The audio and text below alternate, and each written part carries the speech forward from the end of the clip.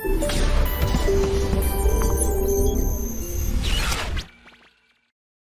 बच्चों, आज के लेक्चर में हम पढ़ेंगे कि थर्मोडायनामिक्स की जो फर्स्ट लॉ थी उसकी क्या लिमिटेशन है। पहले बताओ, फर्स्ट लॉ जो थर्मोडायनामिक्स का फर्स्ट लॉ था वो किस पे बेस्ड था? वो बेस्ड था एनर्जी कंजर्वेशन पे। ठीक है, तो क्या एनर्जी कंजर्वेशन पे बेस्ड सारे प्रोसेस पॉसिबल हैं? क्या सारे प्रैक्टिकल एप्लीकेशन पॉसिबल है? देखिए, ये बात तो बिल्कुल ट्रू है और बिल्कुल 100% इस बात को फॉलो करना होगा कि जो कंजर्वेशन ऑफ एनर्जी को फॉलो नहीं करेगा वो प्रैक्टिकली पॉसिबल नहीं होगी। ये बात तो सत्य है, बिल्कुल 100%। लेकिन अगर हम उल्टा बोले, क्या हर वो प्रोसेस जो फर्स्ट लॉ को फॉलो कर रहा है वो प्रैक्टिकली पॉसिबल है, वो प्रैक्टिकली फीजिबल है? उस पॉइंट को जरा समझते हैं। ठीक है, जैसे एक एग्जांपल से मैं बताता हूँ आपको। ये चॉक होल्डर है, ठीक है, इसको मान लीजिए एक स्टिक है, बड़ी सी स्टिक है। इस पूरे स्टिक की टेम्परेचर यूनिफॉर्म है ना? पूरे टेम्परेचर हर जगह यूनिफॉर्म है, जितना यहाँ है उतना यहाँ है उतना यहाँ है, ऐसे है। अब मैं क्या कह रहा हूँ कि इतने हिस्से से हीट निकलकर इस हिस्से में चला जाए, तो मतलब इस पार्ट, ये वाइट पार्ट ने कुछ हीट लूज किया और वही हीट इस ब्लू पार्ट ने गेन कर लिया। तो क्या यहाँ पे एनर्जी कंजर्वेशन वैलिड है? बिल्कुल है, वायलेट नहीं हुआ। इसने जितना लूज किया उतना इसने गेन किया, एनर्जी पूरी तरह से कंजर्व रही। पर क्या ये पॉसिबल है प्रैक्टिकली कि ये वाला पोर्शन जो हीट लूज किया है उसका टेम्परेचर कम हो जाए और दूसरा वाला हिस्से का टेम्परेचर बढ़ जाए? दैट इज, एक स्टिक का एक हिस्सा ठंडा हो जाए और दूसरा हिस्सा का टेम्परेचर बढ़ जाए। क्या ये पॉसिबल है? बिल्कुल नहीं है। क्या इसमें एनर्जी कंजर्वेशन वैलिड है? बिल्कुल है। पर क्या वो प्रैक्टिकली पॉसिबल था? ये आपको पता, ऐसा नहीं होता है। इसका मतलब फर्स्ट लॉ तो यहाँ पे वायलेट हो रहा है ना? ऑल्दो एनर्जी कंजर्वेशन है, वायलेट नहीं हो रहा है, एनर्जी कंजर्वेशन वैलिड है, ट्रू है, बट ये पॉसिबल नहीं है। मतलब ये नहीं बता पाता है कि कौन सा प्रोसेस पॉसिबल है या किस डायरेक्शन में प्रोसेस होगा। ये फर्स्ट लॉ नहीं बता पाता है। एक और एग्जांपल समझते हैं। एक टॉय कार्ट है, एक टॉय कार ले लेते हैं। उसको अगर आप ऐसे धक्का मार के ग्राउंड में छोड़ दें तो धक्का मारने के बाद वो कुछ समय के बाद वो रुक जाता है। इसका मतलब जो काइनेटिक एनर्जी थी उस कार्ट की वो कहाँ गई? इमीडिएटली आप क्या बोलेंगे? सर, फ्रिक्शन था, फ्रिक्शन के अगेंस्ट वर्क हुआ और वो उसके काइनेटिक एनर्जी को एक्सट्रैक्ट किया और वो हीट में हो गए कन्वर्ट। बिल्कुल सही। अब मैं कह रहा हूं कि अगर हीट में कन्वर्ट हो चुका है तो उसके व्हील एक्सल में हीट प्रेजेंट होगा, तो वो हीट वापस से काइनेटिक एनर्जी में क्यों नहीं कन्वर्ट हो जाता? या वो हीट उस कार्ट को एनर्जी दे दे और वो काइनेटिक एनर्जी उसे मिल जाए और कार्ट चल पड़े? ऐसा बिल्कुल भी नहीं होता है। पर क्या ये जो मैंने बोला इसमें एनर्जी कंजर्व्ड रहेगी? बिल्कुल रहेगी। आपने एनर्जी का ट्रांसफॉर्मेशन किया फ्रॉम थर्मल या heat energy to kinetic energy, which is possible, कि ये पॉसिबल हो सकता है बट फर्स्ट लॉ के अकॉर्डिंग। पर प्रैक्टिकली फिजिबिलिटी इसकी है? बिल्कुल भी नहीं है। ऐसा नहीं होता है कि आप ऐसे कार्ट को फेंक दें, वो रुक जाए, फिर कुछ समय बाद वापस से वो हीट कन्वर्ट हो जाए उसमें उसके काइनेटिक एनर्जी में, तो वो वापस से वो ठंडा हो जाए और वो चल पड़े। नहीं होता ऐसा। इसका मतलब हर वो प्रोसेस, हर वो पार्ट या वो इंसिडेंट जिसमें फर्स्ट लॉ सेट बैठ जाए वो प्रैक्टिकली पॉसिबल हो या नहीं, इसके बारे में कोई जानकारी हमें फर्स्ट लॉ से नहीं मिलती है। तो this makes us to come to limitation of first law. Okay, तो लिमिटेशंस ऑफ फर्स्ट लॉ देखते हैं क्या है। The first law of thermodynamic does not indicate the direction of heat transfer, that is it cannot tell us why heat cannot flow from colder body to hotter body। ये बिल्कुल नहीं बता सकता है कि कोल्डर से हॉटर क्यों नहीं जा सकता। ठीक है, सेकंड पॉइंट पे आते हैं। it does not indicate as to why the whole heat energy cannot be converted into mechanical work continuously. जैसे मैंने आपको पिछले लेक्चर में एफिशिएंसी के बारे में बताया था, है ना, तो एक साइक्लिक प्रोसेस की एफिशिएंसी होती है, उसमें हमें पता चला कि हीट का कुछ पार्ट, मतलब हीट सारा का सारा वर्क के बराबर नहीं आता, और जब आप एफिशिएंसी लेते हैं तो ओनली इनपुट हीट की बात करते हैं। इसका मतलब कुछ हीट सिस्टम से बाहर जा रहा होता है, तभी तो वो क्यू नेगेटिव था, बट वो बता नहीं पाता है कि क्यों ऐसा हो रहा है। आप सारा हीट को वर्क में क्यों नहीं कन्वर्ट कर सकते हैं। मतलब इसको अगर आप प्रैक्टिकली समझे तो मैं बताता हूँ कि अगर आप अपने व्हीकल में पेट्रोल डालते हैं तो सारा पेट्रोल बर्न होके आपके काइनेटिक एनर्जी में या मोशन में क्यों नहीं कन्वर्ट हो जाता है। कुछ पार्ट फ्यूल का बर्न होके फ्यूम बनकर, मतलब धुआं बनकर, स्मोक बनकर क्यों रिजेक्ट होता है, क्यों ऐसा होता है, तो वो बता नहीं पाता है, फर्स्ट लॉ नहीं बता पाता है। तो it does not indicate why we can not convert the whole heat energy into mechanical work continuously, है ना। अच्छा, next point, it can not explain why the efficiency of heat engine always less than unity. जैसे efficiency क्या आया था, अब आपको मैंने पिछला सॉल्व करके दिखाया था, लेस देन 1 आया था वो, है ना। तो वो जो परसेंटेज है वो 100% नहीं हो सकता, या मोर देन 100 भी नहीं हो सकता है, हमेशा लेस देन 1 होगा, दैट इज लेस देन 100% होगा। इसका मतलब कुछ जो हीट आप ले रहे हैं उसका पार्ट खत्म हो रहा है, सारा का सारा वर्क में कन्वर्ट नहीं हो रहा। ये सब कुछ भी नहीं बता पाता है फर्स्ट लॉ। इसीलिए हमें एक सेकेंड लॉ की जरूरत पड़ी, एक ऐसे लॉ की जरूरत पड़ी जो ये बता पाए कि किस डायरेक्शन में प्रोसेस पॉसिबल है, किस डायरेक्शन में होगा। Okay, so the second law indicates, it tells us the direction of process, it tells us in which direction the process is taking place. तो उसके दो स्टेटमेंट्स हैं, एक केल्विन प्लैंक ने बोला था और दूसरा कैलोसियस ने बोला था। और ये मैं बता दूं कि ये जो एक्सपेरिमेंटल, ये जो सेकेंड लॉ है थर्मोडायनेमिक्स का, ये फुल्ली एक्सपेरिमेंटल बेस्ड है। प्रैक्टिकल एप्लीकेशन, प्रैक्टिकल देखकर वहाँ से स्टेटमेंट बनाया गया, वहाँ से ये लॉ बनाया गया। ओके, इसका कोई प्रूफ नहीं है, इसका कोई मैथमेटिकल एनालिसिस नहीं है, ये ऑब्जर्वेशन से, एक्सपेरिमेंट से और प्रूफिंग से ये बना है। तो देखिए केल्विन प्लैंक ने क्या कहा, उसका कहना था कि heat taken from a source can not be completely converted into work.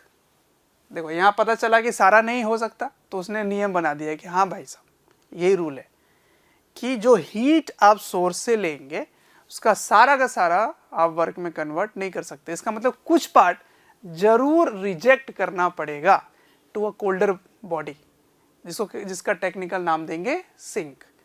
It means part of the heat have to be rejected to the lower temperature, that is sink। ठीक है, तो कुछ पार्ट आप इस हीट का reject करते हैं, तभी जाकर ये पॉसिबल हो सकता है। तो ये इसका कहना है कि सारा का सारा हीट आप वर्क में कन्वर्ट नहीं कर सकते, कुछ हीट आपको रिजेक्ट करना होगा। कहाँ पर? To a colder body, to a body having lower temperature which is named as sink. इसको आगे हम लोग डिस्कस करने वाले हैं। अब कैलोसियस स्टेटमेंट क्या है? उसने कहा कि हीट कैन नॉट फ्लो। देखिए इससे पता नहीं चल रहा था ना कि कोल्डर से हॉटर क्यों नहीं जा सकता, बट कैलोसियस ने कहा कि ये हो सकता है, हीट ठंडे बॉडी से गर्म बॉडी की तरफ फ्लो हो सकता है, लेकिन उसके लिए आपको सपोर्ट करना पड़ेगा, उसके लिए आपको कुछ ना कुछ सपोर्ट, कुछ ना कुछ वर्क करना पड़ेगा। तो कैलोसियस ने कहा कि heat can not travel from a lower temperature body to a higher temperature body without external help. तो ये एक्सटर्नल हेल्प है क्या? ये एक्सटर्नल हेल्प है वर्क। ठीक है, आपको वर्क करना पड़ेगा, एक्सटर्नल वर्क करना पड़ेगा, तभी heat can flow from a lower temperature body to a higher temperature body. It can flow but you have to perform some work. जैसे इसको आप मिला सकते हो, कैलोसियस स्टेटमेंट की स्टेटमेंट को आप मिला सकते हो उस पर। जैसे कोई भी बॉडी को अगर आप छोड़ दें तो हायर ग्रेविटेशनल पोटेंशियल एनर्जी से lower gravitational potential energy move करता है, लेकिन लोअर से भी तो हायर मूव कर आते थे, पर वो अपने आप नहीं होता था, आपको वर्क करना पड़ता था, है ना। किसी बॉडी को लोअर से हायर तक मूव करके लेके जाते हैं तभी वर्क होता है, तभी पोटेंशियल एनर्जी में चेंज होता है, वर्क करते हो तो चेंज होता है। उसी तरह से आप करंट इलेक्ट्रिसिटी के बारे में भी आगे पढ़ेंगे कि करंट का मूवमेंट हमेशा higher potential to lower potential होता है, लेकिन अगर आप बाहर से एक हैवी सेल लगा दें, बैटरी लगा दें, तो उल्टा भी हो सकता है। From a lower temperature, lower potential to higher potential आप करंट मूव करा सकते हो, दैट इज पॉजिटिव चार्ज को मूव करा सकते हो। ओके, तो ऐसा अपने आप नहीं होता है, आपको एक्सटर्नल हेल्प कर लगाना पड़ता है तभी हो सकता है। यहाँ भी ये चीज़ पॉसिबल है। जैसे फ्रिज की बात करता हूँ मैं, एसी की बात करता हूँ, फ्रिज के अंदर ठंडा है और बाहर गर्म है।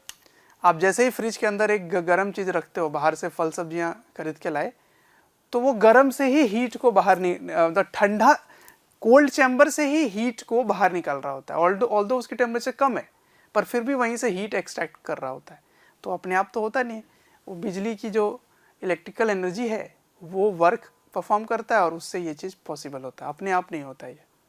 ठीक है, तो ये सब चीज़ें आगे डिस्कस करने वाले हैं। इस स्टेटमेंट को आप लिख लीजिए और आपको समझ आ गया है कि there are some limitations of first law, therefore we had to devise a second law of thermodynamics. There is a third statement जो हमारे सिलेबस में नहीं है, वो है एंट्रोपी। ओके, तो एंट्रोपी मतलब डिसऑर्डर या रैंडमनेस। ठीक है, तो वो ये कहता है कि जब भी एक प्रोसेस होता है तो entropy of system and surrounding, जिसको बोलते हैं universe, is continuously increasing, it must increase और रिमेन कांस्टेंट, कम नहीं होना चाहिए। तो ये सब चीज़ें आप केमिस्ट्री में पढ़ते हैं, फिजिक्स में नहीं पढ़ते हैं उसको, तो स्टेटमेंट 3 में नहीं लिख रहा, वो एंट्रोपी के लिए है। ठीक है, चलिए इसको कॉपी कीजिए बढ़िया से, फिर हम लोग आगे डिस्कस करेंगे इस पे बेस्ड कौन सा डिवाइस है हमारे पास, इसके स्टेटमेंट पे बेस्ड कौन सा डिवाइस है हमारे पास, तो दोनों डिवाइस के बारे में डिटेल में पढ़ेंगे और फिर ये चैप्टर एंड हो जाएगा। ठीक है, तो हीट इंजन और रेफ्रिजरेटर, कार्नोट साइकिल, ये सब चीज़ें हम लोग डिस्कस करने वाले हैं। ओके, तो सेकेंड लॉ आपने समझ लिया क्या होता है, फर्स्ट लॉ की लिमिटेशन आपको समझ में आ गई कि क्या थी। अब ये जो सेकेंड लॉ का जो स्टेटमेंट है उसको हम लोग दो कैटेगरी के अंदर पढ़ेंगे, एक है हीट इंजन और एक है रेफ्रिजरेटर। बट उसके एप्लीकेशन को पढ़ने से पहले हमें एक इंजन की ज़रूरत पड़ती है, वो है कार्नोट इंजन या कार्नोट साइकिल। ये कार्नोट इंजन की एप्लीकेशन क्या है, उसकी थ्योरम क्या है, वो किस प्रोसेस के ऊपर काम करता है, उसके बारे में पहले समझ लेते हैं। ठीक है, फिर उससे कंक्लूजन क्या निकलेगा उसको समझ लेते हैं, फिर उसको यूज़ करेंगे हीट इंजन में। Okay, so let us start with Carnot cycle.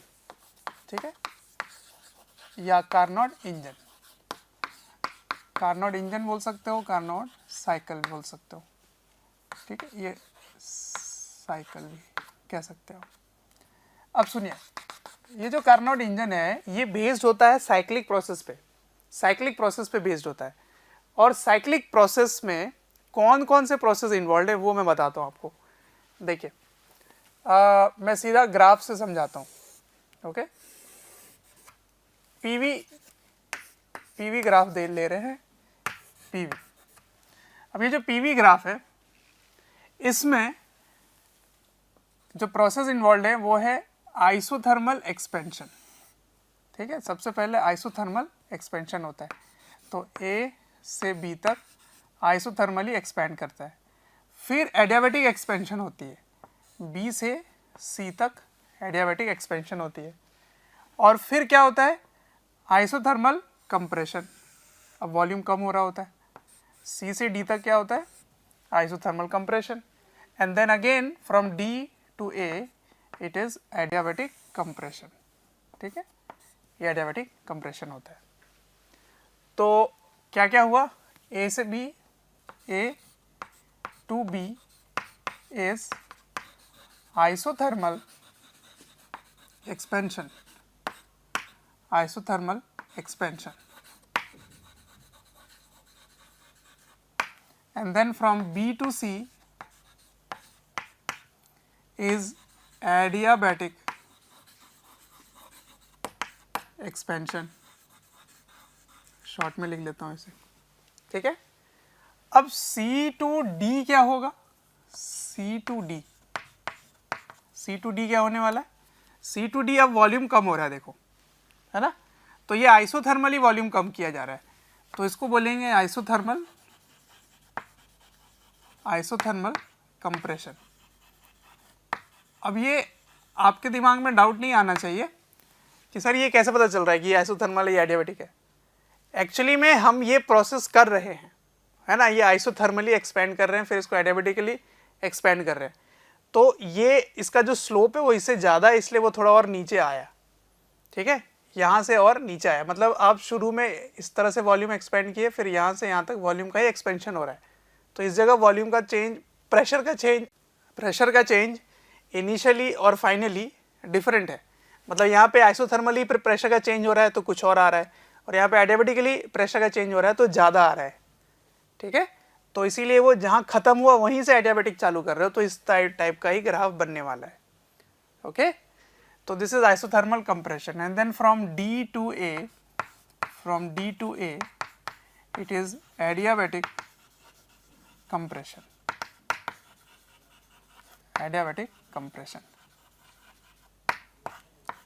अब ये अचीव कैसे करते हैं, ये होता कैसे है, ये समझते हैं।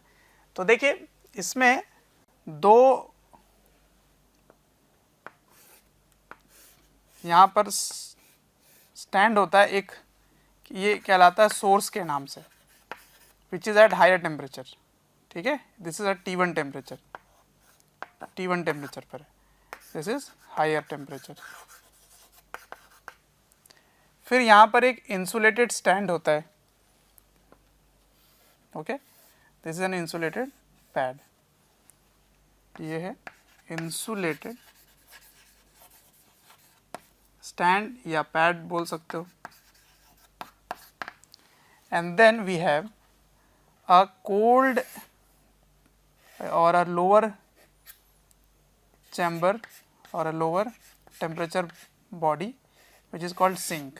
ये हमने पहले भी डिस्कशन कर लिया है, इसमें सिंक होता है और इसका टेम्परेचर लेंगे T2, this is T2 and this is T1। तो सोर्स का टेम्परेचर T1 होगा, सिंक का टेम्परेचर T2 होगा, और ये एक इंसुलेटेड पैड होगी जिसमें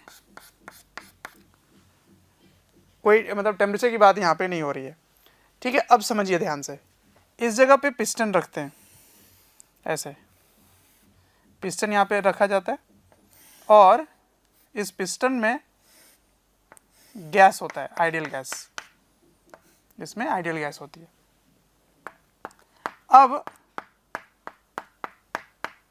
अब क्या होता है कि इस समय ये वाला जो पार्ट है ना, ये वाला जो पार्ट है इस पिस्टन का, ये एक डायथर्मिक वॉल होता है, this is a diathermic wall. तो डायथर्मिक वॉल से क्या होता है, हीट का आना पॉसिबल होता है, तो इससे हीट का एक्सचेंज हो सकता है इस सोर्स से, because this is at higher temperature body, it is a reservoir, इसकी टेम्परेचर कम नहीं होगी। तो इस बारे में मतलब बताया था आपको, अगर हीट आप लेते हो या हीट देते हो उसका टेम्परेचर में चेंज नहीं आता। तो अगर इसको आप कॉन्टैक्ट में रखोगे बहुत देर तक तो इन दोनों का टेम्परेचर सेम रहेगा। अब क्या कर रहे हैं, इसको एक्सपैंड कर रहे हैं, बिकॉज आइसोथर्मली इसको एक्सपैंड किया जा रहा है। तो इसको एक्सपैंड करने के बाद ये सपोज यहाँ तक आ जाता है एक्सपैंड करने पे, तो होता क्या है, जैसे ही एक्सपेंशन होगी वैसे ही इस नीचे का प्रेशर कम हो जाएगा, है ना। और अगर प्रेशर कम हो गया तो फिर टेम्परेचर भी कम होने की टेंडेंसी होगी, और टेम्परेचर कम होगा तो फिर यहाँ सोर्स से वो हीट लेगा, ठीक है। तो हीट जो है वो इसके अंदर एंटर कर रहा है, मान लेते हैं ये Q1 हीट एंटर कर रहा है। अब वो हीट आने के बाद क्या होगा, वापस से टेम्परेचर वही हो जाएगी जो पहले थी, तो पूरे टाइम टेम्परेचर कांस्टेंट रहेगा, इस प्रोसेस में टेम्परेचर कांस्टेंट रहेगा। इसीलिए आप कह सकते हो कि आइसोथर्मली इस एक्सपेंशन किया जा रहा है, समझ पा रहे हो। अब क्या होगा, इसको फिर से एक ऐसे स्टैंड में रखेंगे, एक ऐसे पैड में जो इंसुलेटेड रहेगा, ऐसे इस पिस्टन को यहाँ रख दिया आपने, ऐसे रख दिया, और ये यहाँ तक आ चुका था। अब फिर इसको और ऊपर लेके जा रहे हो आप, और एक्सपेंड कर रहे हो। अब देखो यहाँ से कोई हीट का आना जाना पॉसिबल नहीं है, तो यहाँ पे Q कांस्टेंट रहेगा, Q कांस्टेंट रहने वाला है, ठीक है, क्योंकि therefore this becomes N adiabatic process. तो एडियाबेटिकली आप क्या कर रहे हो यहाँ पर,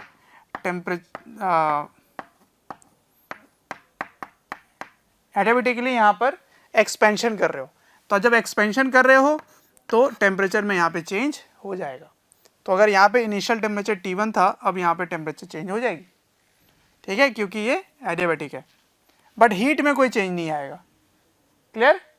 अब सुनो बात को, फिर से आप कहाँ लेकर आते हैं, लोअर टेम्परेचर बॉडी पर, और अब क्या करते हैं, इससे कंप्रेशन शुरू करते हैं। आप मान लो कि यहाँ तक ले आए, कंप्रेशन कर दिया, कंप्रेस कर दिए। तो कंप्रेशन करने से क्या होगा, अंदर प्रेशर बढ़ने की टेंडेंसी होगी, है ना। तो अगर प्रेशर बढ़ेगा तो फिर इसका टेम्परेचर भी बढ़ जाएगा। तो अगर इसका टेम्परेचर बढ़ जाएगा तो यहाँ पर एक लोअर टेम्परेचर बॉडी है this is a lower temperature body, और यहाँ का टेम्परेचर बढ़ना शुरू हो जाएगा। तो ऐसे केस में क्या होगी, यहाँ से हीट का फ्लो सिंक में होना शुरू हो जाएगा, तो इस जगह से हीट निकलना शुरू हो जाएगा। तो this is Q2 heat, Q2 heat बाहर निकलने लगेगा। तो Q2 हीट बाहर निकलने से क्या होगा, वापस से इस सिंक का टेम्परेचर ये मेंटेन कर लेगा। तो पूरे टाइम टेम्परेचर कांस्टेंट रहेगी। तो यहाँ पे ये आइसोथर्मल प्रोसेस आप समझ सकते हैं, ठीक है।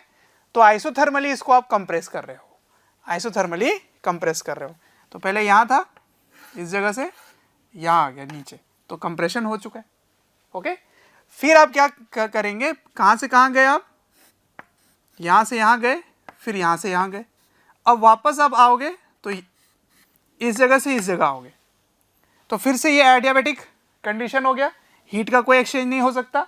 और अब फिर आप और कंप्रेस कर रहे हो नीचे, ठीक है ना, और कंप्रेशन नीचे आपने किया, तो यहाँ तक आ गए, लेट से कंप्रेशन हो गई, ठीक है। अब इस जगह से फिर आप यहाँ पर आ जाओगे वापस पुराने पोजीशन पे, सोर्स पे, और फिर आप करोगे कंप्रेस। तो जब आप कंप्रेस कर रहे होगे तो वापस से इसमें टेम्परेचर जो पहले का था वो इसके साथ मेंटेन करेगा, T1 टेम्परेचर मेंटेन होगी और आइसोथर्मल कंडीशन वापस से मेंटेन होगी, और फिर वो कंप्रेशन होगा। फिर आप इसको वापस खींचेंगे, ठीक है ना। तो जब आप वापस इसको खींचेंगे तो ये कैसा बन जाएगा, वही वाली स्टेट पे आ जाएगा, मतलब एक्सपेंशन होगी।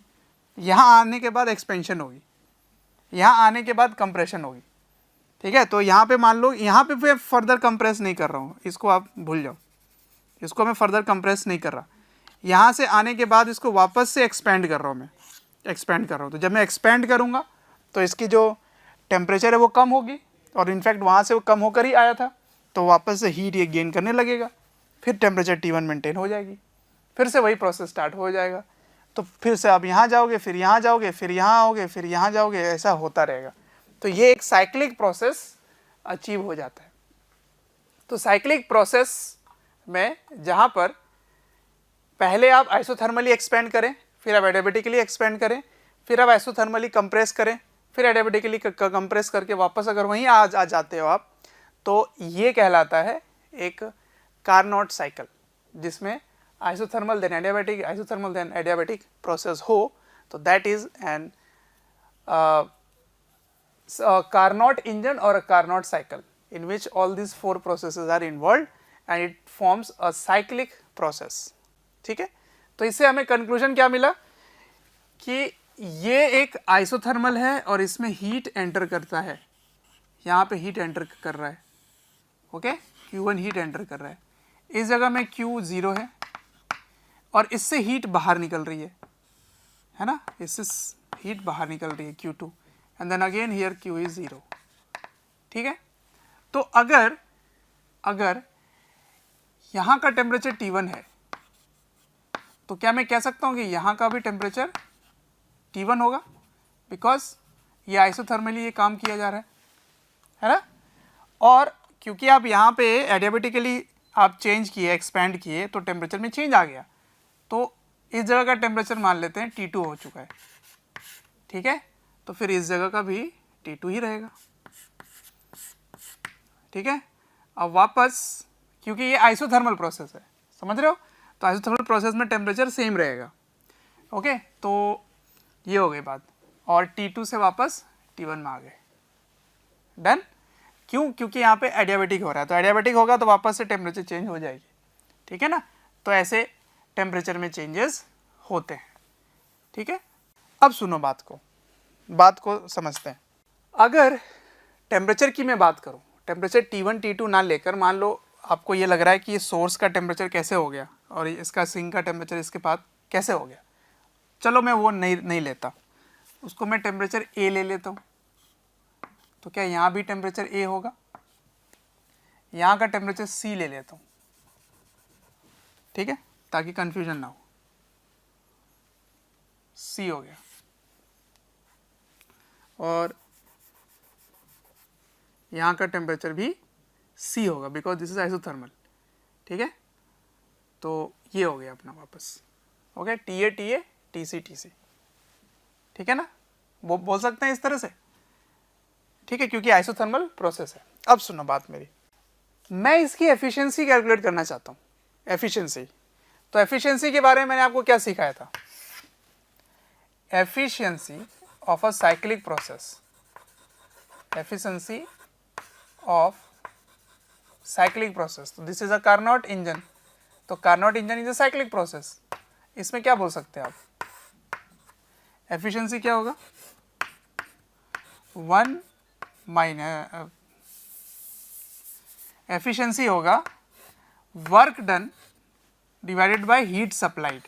तो हीट सप्लाइड केवल Q1 है, Q2 तो नेगेटिव है, इसीलिए आप Q2 यहाँ नहीं लेंगे, तो वर्क बाय Q1। अब देखो, क्योंकि एक साइक्लिक प्रोसेस है तो इसकी डेल्टा U क्या हो जाएगी? 0। तो अगर आप फर्स्ट लॉ लगाओ तो फर्स्ट लॉ क्या होता है? Delta Q equals to delta U plus delta W। अब ये वाला पार्ट हो गया 0, ओके, तो डेल्टा W क्या होगा? डेल्टा Q के बराबर। अब डेल्टा Q क्या होगा? देखो ध्यान से, ये नेट हीट की बात होगी, तो क्या इसको Q1 माइनस Q2 लिख सकते हैं? तो this is Q1 minus Q2। तो W की जगह क्या लिख सकते हैं? Q1 minus Q2 by Q1। अब इसको आप डिवाइड कर दो दोनों को Q1 से, तो दोनों को डिवाइड करने पे क्या आएगा? 1 माइनस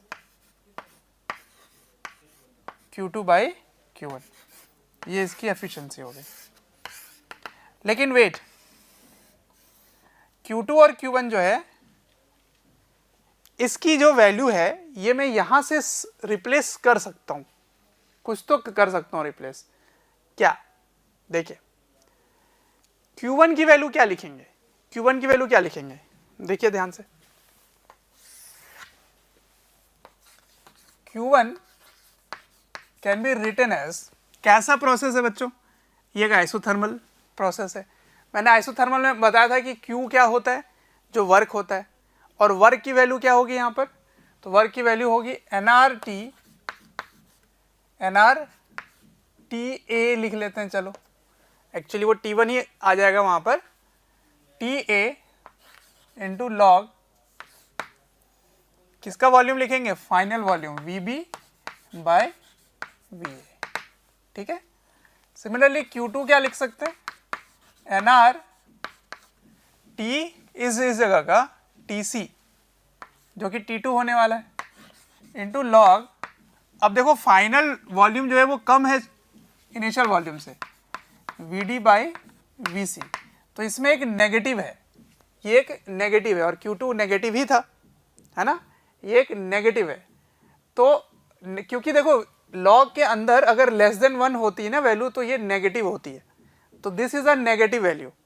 तो अगर ये नेगेटिव है और ये Q में भी नेगेटिव होना था, ये एक नेगेटिव टर्म आ रहा है, तो क्योंकि मैं इसको पॉजिटिव के टर्म में सॉल्व करने वाला हूँ, तो इसको पॉजिटिव बनाने के लिए इसके वैल्यू को इंटरचेंज किया जा सकता है। तो यहाँ लिखोगे plus log VC by VD, इसको आपको रिप्लेस करना होगा ताकि ये पॉजिटिव बन जाए, ओके, ठीक है। अब सुनो, मुझे क्या चाहिए? Q2 बाई Q1, तो Q2 बाई Q1 कर लेते हैं। तो Q2 by Q1 is nR cancel हो जाएंगे, तो इसको लिख सकते हैं T C by T A log, अब देखिए ध्यान से, पहले आपने 2 लिखा तो इसको लिख सकते हैं V C by V D divided by log V B by V A. ठीक है, ये हो गया इक्वेशन नंबर 1। अब मैं आगे सॉल्व करूंगा किसमें, इसमें सॉल्व करने वाला हूं, ठीक है ना, इस वाले प्रोसेस में। ये कैसा प्रोसेस है, ये एडियाबैटिक प्रोसेस है। तो एडियाबैटिक प्रोसेस से from adiabatic process what can we say, किसमें, B2C लगाना चाहता हूं एडियाबैटिक। तो PV के पावर में गामा इज कांस्टेंट, या फिर टेम्परेचर के टर्म्स में भी बोल सकते हैं, तो बोल सकते हैं TV गामा -1 इज कांस्टेंट, बोल सकते हैं ना, TV गामा -1 इज कांस्टेंट। इसका मतलब TB जो B का टेम्परेचर है, कितना है B का टेम्परेचर, A है। ठीक है, अब इस A को रिप्लेस कर देंगे बाद में T1 और T2 से रिप्लेस कर देंगे। ठीक है, तो TA इंटू B का वॉल्यूम इक्वल्स टू, इस जगह टेम्परेचर कितना है C into volume of C gamma -1 बोल सकते हैं, क्योंकि एडियाबैटिक प्रोसेस है तो इन दोनों को आपने एडियाबैटिक इक्वेशन लगा दिया। अब आते हैं यहाँ पर D से A तक, D से A तक, तो D से A में क्या लिखेंगे, टेम्परेचर एट D, तो D का टेम्परेचर क्या है, जो C है, into volume of D gamma -1 equals to A तक, A का टेम्परेचर क्या है, TA, तो TA VA गामा -1।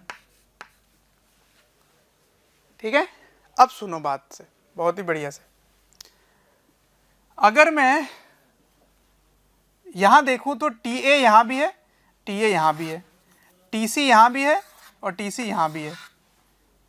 इसका मतलब अगर मैं TA बाई TC यहां से लिखूं तो क्या आएगा, देखो ध्यान से, देखो ध्यान से, तो TA by TC is equals to VC by VB whole to the power gamma -1 बोल सकते हैं। सिमिलरली यहां से क्या बोल सकते हैं, TA by TC, TA by TC is equals to VD by VA whole to the power gamma -1। ठीक है ना, तो ये फर्स्ट एक इक्वेशन है, इसको मैं सेकंड बोल देता हूं और इसको थर्ड बोल देता हूं। तो फ्रॉम सेकेंड एंड थर्ड आप कंपेयर करके बोल सकते हो, क्योंकि TA बाई TC सेम है, तो क्या आप ये भी बोल सकते हो कि VD by VA is equals to VC by VB, क्योंकि इनके दोनों का पावर सेम है, देखो गामा -1 गामा -1 बोल सकते हैं। तो आप यहां से कंक्लूजन क्या निकाले, फ्रॉम इक्वेशन 2 एंड इक्वेशन 3 क्या कंक्लूजन निकाला, that VC by VB is equals to VD by VA। अब इसको अगर रीअरेंज करें तो VC by VD इसको यहां ला सकते हैं, इसको यहां ला सकते हैं, तो बोल सकते हैं VC by VD is equals to VB by VA। इसको मैं इक्वेशन 4 लिख देता हूं। तो इक्वेशन 4 को अगर मैं 1 पे सेट करवाऊं तो VC by VD is same as VD by VA, तो क्या ये दोनों कैंसिल हो गए, है ना, बिल्कुल ये दोनों कैंसिल हो जाएंगे। तो Q2 बाई Q1 क्या हो गया, TC बाई TA, और TC और TA की वैल्यू मैंने क्या लिखा था, यहाँ लिखा था T1 और यहाँ पे लिखा था T2, तो ये T2 था, ये T2 था और ये T1 था। ठीक है, क्यों, क्योंकि इस जगह से हीट Q1 ले रहे हैं तो यहाँ का टेम्परेचर देखेंगे, इस जगह से हीट Q2 निकल रहा है तो यहाँ का टेम्परेचर देखेंगे। ठीक है, तो अब इसको मैं रिप्लेस कर सकता हूँ और क्या लिख सकता हूँ finally, putting in equation 1 we can conclude that putting in equation 1 we conclude, what do we conclude, very important अब ये यूज होने वाला है, तो बच्चों ध्यान से देखना, that Q2 by Q1 is equals to T2 by T1, ये कंक्लूजन निकल सकता है। ठीक है, तो इसको आगे यूज करने वाले हैं, तो ये कहलाता है अपना कार्नोट थ्योरम। तो इस Carnot theorem that Q is directly proportional to T, इससे आप ये कंक्लूजन निकाल सकते हो। ठीक है, that Q is directly proportional to T, heat is directly proportional to temperature, तो जिस जगह से आप टेम्परेचर ले रहे हैं उसी उतना ही हीट उसी प्रोपोर्शन में रहेगा। तो यहाँ का हीट और यहाँ का हीट का रेशियो वही होगा जो यहाँ और यहाँ के टेम्परेचर का रेशियो होगा। But very important, you have to keep in mind that this temperature is in kelvin, not in degree Celsius. ठीक है, तो इन केल्विन ये रख लेना, इन केल्विन। ठीक है ना, इन केल्विन। तो केल्विन का रेशियो और डिग्री सेल्सियस का रेशियो सेम नहीं होता, उसका डिफरेंस सेम होता है। तो इसलिए अगर डिग्री सेल्सियस में मिले तो उसको केल्विन में कन्वर्ट करना मत भूलना। ठीक है ना, तो मैं इतने बड़े डिस्कशन से कंक्लूजन क्या निकालना चाहता हूं वो मैं बता देता हूं आपको। अगर कार्नोट इंजन हो, कार्नोट थ्योरम हो, कार्नोट इंजन, कार्नोट थ्योरम, उससे कंक्लूजन ये निकलता है that Q is directly proportional to T, that is Q1 by Q2 is T1 by T2। ठीक है, ये पहला कंक्लूजन। दूसरा कंक्लूजन ये निकला कि इसका जो वॉल्यूम का रेशियो है, ठीक है ना, वॉल्यूम का रेशियो वो सेम होगा, VC by VB is VD by VA, ये सेम होगा। ये दो कंक्लूजन आपको निकाल के रखना है, ये दो कंक्लूजन। ठीक है, या तो ऐसे याद रख लो या इस तरह से याद रख लो, कोई भी एक। इसमें मैंने रीअरेंज किया, इसको यहाँ कर दिया, इसको यहाँ कर दिया। ठीक है, this you have to learn and this you have to learn. यहाँ A B C D क्या है ये पता होना चाहिए। A से B क्या है, आइसोथर्मल, एंड देन B से C क्या है, एडियाबेटिक। तो ये ध्यान रखना कि अगर आइसोथर्मल और एडियाबेटिक दोनों इन्वॉल्व होते हैं तो उसमें ये वाली इक्वेशन लगाकर, एडियाबेटिक की इक्वेशन लगाकर वॉल्यूम को आप इक्वेट कर सकते हो, वॉल्यूम सेम होगा। ठीक है, अदरवाइज ये एडियाबेटिक प्रोसेस है तो लिख ही सकते हैं। ठीक, तो very important I am telling you, this derivation is very important. तो इस जगह को आप रिप्लेस करो, कंक्लूजन क्या निकला, 1 minus Q2 by Q1 can also be written as 1 minus T2 by T1, और ये यूज होने वाला है आगे। ठीक है, तो 3 कंक्लूजन आपको निकालना था, एक तो 2 कंक्लूजन हमारे डेरिवेशन से आ गए और तीसरा कंक्लूजन जो निकल गया है वो है एफिशिएंसी। तो एफिशिएंसी ऑफ कार्नोट इंजन क्या होता है बच्चों, 1 minus T2 by T1। इतने बड़े डिस्कशन का निष्कर्ष क्या निकला कि एफिशिएंसी अगर पूछा जाए कार्नोट इंजन का तो उसकी एफिशिएंसी होती है 1 minus T2 by T1। तो this is a reversible process, ये जो इंजन है वो रिवर्सिबल प्रोसेस पे बेस्ड है, और कोई भी इंजन आप डिजाइन कर लें, Carnot engine will have maximum efficiency. Okay, it will have maximum efficiency. अब अगर ये फॉर्मूला इसका 1 minus T2 by T1 आ रहा है तो बहुत सारा कंक्लूजन आप निकाल सकते हो जो हमारे फर्स्ट लॉ से नहीं समझ में आ रहा था, और सेकेंड लॉ से ये चीज प्रूव हो जाएगा। देखिए, एक एक्सप्लेनेशन नहीं मिल रही थी कि efficiency of cyclic process unity क्यों होती है, दैट इज 100% क्यों नहीं हो सकता, 1 से छोटा क्यों होता है, लेस देन यूनिटी क्यों होती है। क्योंकि सोचो अगर एफिशिएंसी 100% होना है, इसका मतलब T2 की वैल्यू 0 होनी पड़ेगी, और 0 मतलब 0 केल्विन, क्योंकि ये केल्विन में होगा। ठीक है, ये केल्विन में है, ये T1 केल्विन और ये भी केल्विन, तो इसको आपको 0 केल्विन रखना होगा, मतलब जो सिंक है, जो लोअर टेम्परेचर है वो 0 केल्विन चाहिए। तो 0 केल्विन होने के लिए 0 केल्विन होने के लिए, जब 0 केल्विन होगा तभी एफिशिएंसी 100% होगी, और 0 केल्विन कभी भी अचीव नहीं कर सकते, इट इज़ नॉट पॉसिबल। तो इसका मतलब efficiency of heat engine can never be 100%। ठीक है, वैसे जो भी एफिशिएंसी निकल के आ रही है ये मैक्सिमम आ रही है, इससे कम ही होगा कोई और भी आप इंजन अगर डिज़ाइन करोगे तो ये जो 4 प्रोसेस इन्वॉल्व हैं इसको स्ट्रोक भी बोलते हैं। ठीक है, इसको 4 स्ट्रोक इंजन भी बोलते हैं, 4 स्ट्रोक इंजन। ये सब आप पढ़ते हैं हायर इंजीनियरिंग क्लासेस। ठीक है, इसकी ज़रूरत अभी नहीं पड़ती हमें। तो 4 स्ट्रोक अगर लिखा हो तो स्ट्रोक का मतलब ये प्रोसेस की ही बात हो रही है। तो कौन से 4 स्ट्रोक प्रोसेस, 4 स्ट्रोक होते हैं कार्नोट में, वो आपको पता होना चाहिए। सबसे पहले isothermal expansion, then adiabatic expansion, isothermal compression and then adiabatic compression. ठीक है, तो ये 4 प्रोसेस इन्वॉल्व होते हैं और ये 4 प्रोसेस से आप कार्नोट इंजन की एफिशिएंसी कैलकुलेट कर लेते हैं। तो ये इसका प्रूफ है, प्रूफ आप देख लीजिए। ठीक है, अपनी एफिशिएंसी ये निकल के आ गए। तो आपको ये भी लर्न करके रखना है। तो 3 चीज़ें आपको लर्न करनी है, 3 कंक्लूजन आपको निकालना है। ठीक है, मैंने यहाँ पे बॉक्स बना के लिख दिया है, इसको कॉपी कीजिए, ठीक से समझिए। नहीं समझ आया हो एक बार वीडियो आप रिवाइंड कीजिए, उसको ज़रूर अच्छे से आप समझिए। ठीक है, तो नेक्स्ट जो हम डिस्कस करने वाले हैं वो इसके एप्लीकेशन पे बेस्ड होगा, एफिशिएंसी पे बेस्ड होगा। ठीक है, चलिए कॉपी कीजिए। तो पहले एप्लीकेशन की तरफ बढ़ते हैं जो है हीट इंजन।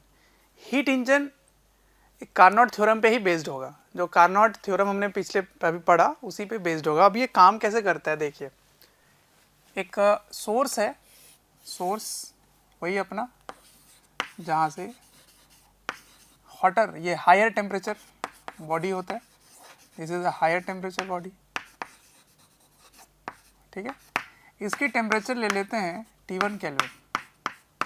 ठीक है, T1 केल्विन। और ये क्या करता है, ये इस तरह से काम करता है। देखिए ये वर्किंग सब्सटेंस है ना, यहाँ पे वर्किंग सब्सटेंस है, ये काम कर रहा है। जैसे आप फ्यूल डालते हैं तो fuel becomes the working substance. ठीक है, तो अब ये काम कैसे कर रहा है, वो इंजन काम कैसे कर रही है, ये Q1 हीट एक्सट्रैक्ट करता है सोर्स से, Q1 heat. Okay, Q1 heat, और part of some heat is rejected to its source, to the sink, sorry, to the sink। Sink को मैं T2 टेम्परेचर ले रहा हूँ केल्विन में, ठीक है ना, T2, and this is a lower temperature body, lower temperature body. ठीक है, तो part of the heat is rejected at this sink, so you get some useful work, you get the useful work as the output। ठीक है, ये आपको output मिलता है। तो वर्क आपको आउटपुट मिलता है किससे, हीट इंजन से। आपने Q1 हीट लिया, Q2 रिजेक्ट किया, तो part of the heat is converted into useful work. तो अगर आप इसके कंजर्वेशन पे देखें, कंजर्वेशन मेथड से, तो इनकमिंग वाले कौन है, Q1, और आउटगोइंग कौन है, इन दोनों। तो फिर इन तीनों में रिलेशन क्या होगा, तो W is equal to Q1 minus Q2, ये होगा। ठीक है, तो आप एफिशिएंसी क्या बोल सकते हैं, efficiency of heat engine, efficiency of heat engine is, फिर से वही, work by Q1, work by Q1, Q1 is the heat supply to the system. तो W क्या बच्चों, Q1 minus Q2 divided by Q1। इसको फिर से डिवाइड करोगे तो क्या आ जाता है, ये आ जाता है 1 minus Q2 by Q1, that is 1 minus T2 by T1। ठीक है, तो ये वही एफिशिएंसी आ गई जो हमने डिराइव किया कार्नोट साइकिल से। ठीक है, तो हीट इंजन की भी एफिशिएंसी का फॉर्मूला वही होता है, बट फिर से मैं बोल रहा हूँ टेम्परेचर केल्विन में होना जरूरी है, ठीक है। तो ये हो गई हीट इंजन की कहानी। इसी पे बेस्ड अपना होता है रेफ्रिजरेटर, ओके। रेफ्रिजरेटर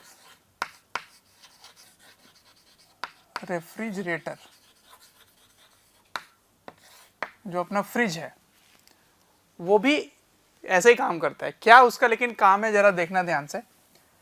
उसका जो काम है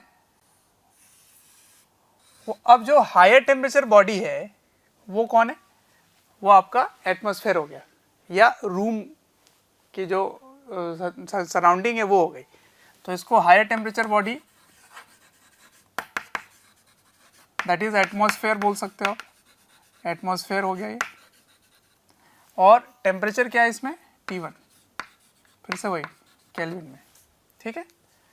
और again there is a working substance and this working substance is gas, ठीक है, गैस है यहाँ पर। तो वो जो कंप्रेसर रहता है उसके अंदर गैस होता है, वही वर्क कर रहा होता है, ठीक है। अब ये जो लोअर टेम्परेचर वाला बॉडी है इसका नाम सिंक नहीं होगा, इसका नाम होगा कोल्ड चैम्बर, क्योंकि फ्रिज के अंदर जो चैम्बर है that is the cold chamber and that is the eight lower temperature, okay. तो उसका टेम्परेचर है T2 केल्विन, ठीक है। अब यहाँ पे आपका सब्सटेंस रखा हुआ है फ्रिज के अंदर, फ्रिज के अंदर जो भी सब्सटेंस आप रखते हैं, है ना, वहाँ पे हो सकता है आइस भी फॉर्म हुआ हो, पर वहाँ का टेम्परेचर क्या होता होगा। लेट से एवरेज अगर मैं टेम्परेचर लेके चलूँ 2 डिग्री, 4 डिग्री, 3 डिग्री, और अगर डीप फ्रीजर में पहुँच जाओ तो माइनस में भी वहाँ पर होगा, तभी तो आइस बिल्कुल कड़क बनती है। तो वो एक कोल्ड चैम्बर बॉडी बन गया, अंदर का जो चैम्बर है उसकी टेम्परेचर सराउंडिंग से कम है। अब अगर आप उस फ्रिज के अंदर बाहर से कुछ फल सब्जियां लेकर आए, या वाटर ही आप उसके अंदर डाल रहे हो, पानी को उसको ठंडा करना है, तो बाहर से जो सब्सटेंस आप लाए वो हायर टेम्परेचर पर है, और जब आप उसके अंदर रखते हो तो आप एक्सपेक्ट करते हो कि वो ठंडा हो जाए। इसका मतलब उससे हीट को वो निकालना चाह रहा है, ठीक है, हीट निकालना चाह रहा है। कौन, फ्रिज। अब सोचो कहाँ से हीट एक्सट्रैक्ट हो रही है, ऐसे जगह से जहाँ पे ऑलरेडी टेम्परेचर कम है, और हीट को कहाँ पर वो जाकर रेडिएट करता है, एटमॉस्फेयर में, यानी कि आपके रूम में। और रूम का टेम्परेचर मोर देन 25 डिग्री होगा, और गर्मी के मौसम में तो वो 35 भी पहुँच जाता है। तो सोचो ऐसे जगह में हीट को पंप करना है जहाँ का टेम्परेचर हायर है, और टेम्परेचर और हीट कहाँ से एक्सट्रैक्ट हो रहा है, वहाँ से जहाँ टेम्परेचर लो है। तो अकॉर्डिंग टू क्लॉसियस स्टेटमेंट, अगर आप क्लॉसियस स्टेटमेंट की याद करें तो उसमें क्या बताया गया था कि heat from a colder body to a hotter body अपने आप फ्लो नहीं कर सकता। तो फिर ये चीज़ होने के लिए यहाँ से आपको हीट एक्सट्रैक्ट करना है, तभी वो ठंडा होगा, और रिजेक्ट कहाँ करना है, हॉटर बॉडी में। और ये काम अपने आप नहीं हो सकता, you have to perform some work, ठीक है। तो अब इस बार वर्क करना पड़ेगा, और ये वर्क फ्रिज में कौन करता है, तो वर्किंग सब्सटेंस करता है किसके हेल्प से, तो इलेक्ट्रिकल एनर्जी के हेल्प से। तो electrical energy helps to perform work, and due to this from a colder chamber, from a colder body, heat is been extracted to a body at higher temperature. तो higher temperature body से lower temperature body heat flow कर रहा है with the help of some external factor, okay। तो again you can say that W is equals to Q1 minus Q2, इसमें कोई change नहीं आया, बट इस बार जो है वो वर्क आपको करना पड़ रहा है, ठीक है। इस बार इनकमिंग में ये दोनों है और आउटगोइंग में Q1 है, तो इन दोनों का सम इसके इक्वल होना चाहिए। इसमें भी वही होगा, इन दोनों का सम इसके इक्वल होना चाहिए, इन दोनों का सम इसका इक्वल होना चाहिए। तो दोनों बाहर जा रहे हैं और ये अंदर आ रहा है, इस बार दोनों अंदर जा रहे हैं और ये बाहर जा रहा है, इसलिए Q1 माइनस Q2 इसमें भी है उसमें भी है, ठीक है। अब ये जो रेफ्रिजरेटर है this is based on Clausius statement,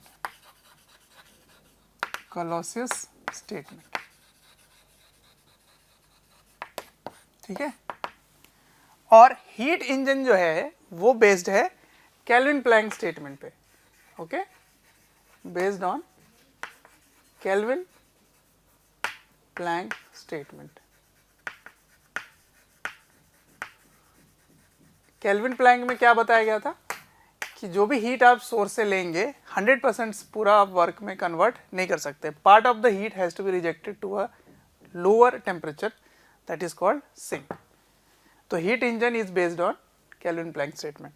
and Clausius statement पे बेस्ड कौन होता है? रेफ्रिजरेटर होता है। ठीक है, अब देखो यहाँ आपने एफिशिएंसी की बात की, बट इस जगह पे आप इसकी परफॉर्मेंस जब आप देखना चाहेंगे, फ्रिज बढ़िया परफॉर्म कर रहा है, ये कौन से पैरामीटर पे बेस्ड होगा?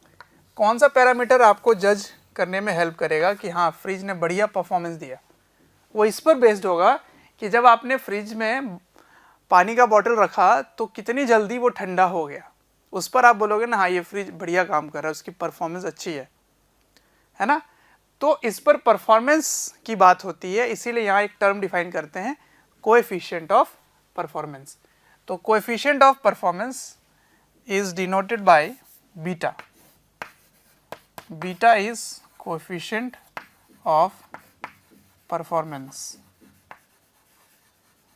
of refrigerator ठीक है। तो coefficient of performance of refrigerator is nothing but, कैसे आप इसको जज करोगे? सोचो 2 मिनट। तो इसकी परफॉर्मेंस क्या Q1 हीट पे डिपेंड होगी कि कितना बढ़िया फ्रिज के पीछे जो रेडिएटर है उससे कितना बढ़िया हीट निकल रहा है, क्या उससे आप जज करोगे कि वो बढ़िया हुआ या नहीं। कोल्ड चैम्बर से कितना बढ़िया हीट एक्सट्रैक्ट हो रहा है उस पर जज करोगे कि वो परफॉर्मेंस अच्छी हुई है नहीं। और किसके रिस्पेक्ट में कितनी इलेक्ट्रिकल एनर्जी या कितना वर्क आपने परफॉर्म किया, उसके रिस्पेक्ट में कितना आउटपुट निकला, उसकी परफॉर्मेंस आप वहाँ से जज करोगे। ठीक है, तो बीटा का डेफिनेशन क्या होगा? W आपने इनपुट डाला, ठीक है ना, वर्क आपने किया, और आप परफॉर्मेंस कहाँ से जज कर रहे हैं? Q2 से जज कर रहे हैं। ओके, दिस Q2 से जज कर रहे हैं। तो ये क्या हो गया? Q2 by Q1 minus Q2, ये हो गया। ठीक है, तो again this is based on Carnot theorem. तो कार्नोट रेफ्रिजरेटर की अगर बात करें तो यहाँ पे Q जो है वो टेम्परेचर पे बेस्ड होगा, तो इसको आप रिप्लेस कर सकते हैं टेम्परेचर से भी। ठीक है, तो coefficient of performance for Carnot refrigerator you can say that beta is, Q के जगह आ जाएगा T2 by T1 minus T2, ये आ जाता है। ठीक है, और एफिशिएंसी की अगर बात करेंगे, एफिशिएंसी की, तो efficiency again 1 minus T2 by T1 ही होगा, वही होगा। ठीक है, तो इनके बीच में रिलेशन आप क्या एस्टेब्लिश कर सकते हैं? Relation between coefficient of performance and efficiency क्या आएगा बताओ? देखिए, आपको इस रिलेशन में T1 से डिवाइड कर देना है, तो T2 by T1 1 minus T2 by T1, यही होगा ना। आपने क्या किया? T1 से डिवाइड कर दिया। अब इस जगह से T2 बाई T1 की वैल्यू क्या होगी? And T2 by T1 is equals to, ये इधर 1 माइनस ईटा, तो इस वैल्यू को यहाँ डाल दो।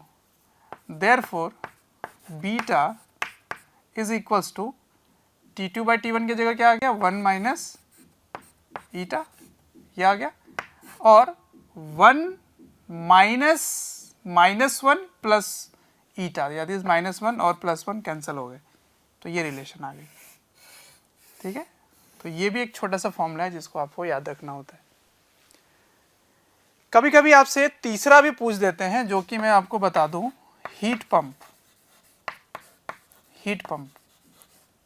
अब ये हीट पंप क्या होता है? हीट पंप इसका रिवर्स काम करेगा।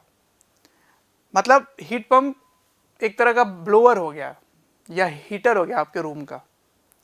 तो रूम हीटर काम कैसे करता है?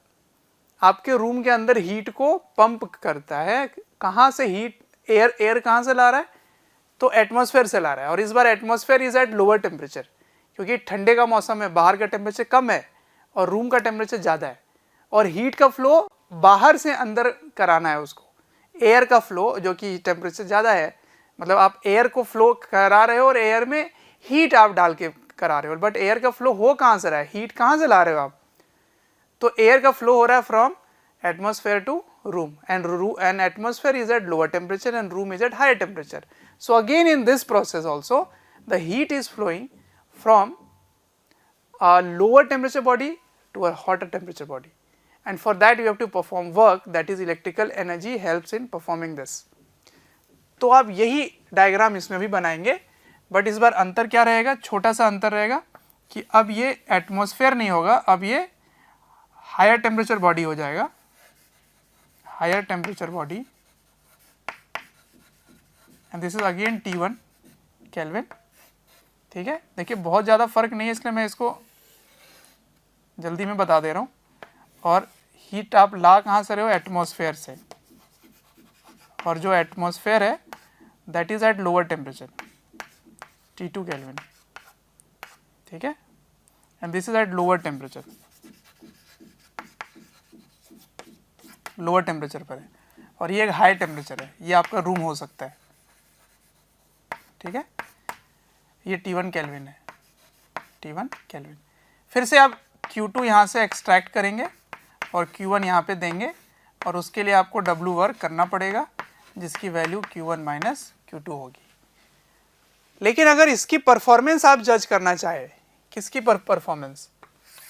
हीट पंप की परफॉर्मेंस अगर आप जज करना चाहे, तो इसकी परफॉर्मेंस कहाँ से डिसाइड होगा? क्या वो Q2 से डिसाइड आप करेंगे? Q2 मतलब एयर एटमॉस्फेयर से कितना बढ़िया हीट ला रहा था, क्या उससे आप जज करेंगे कि आपका ब्लोअर बहुत बढ़िया काम कर रहा है? आप उससे जज करेंगे कि आपके सामने जो ब्लोअर रखा है वो आपको एयर कितनी बढ़िया गर्म करके दे रहा है। That is now it is Q1 which decides the performance of this heat pump. तो अगर coefficient of performance of heat pump पूछा जाए, तो फॉर हीट पंप आप लिखेंगे, यहाँ लिख देता हूँ ऐसे, for heat pump coefficient of performance that is beta dash is, कहाँ से जज करते हैं? जज करते हैं Q1 से।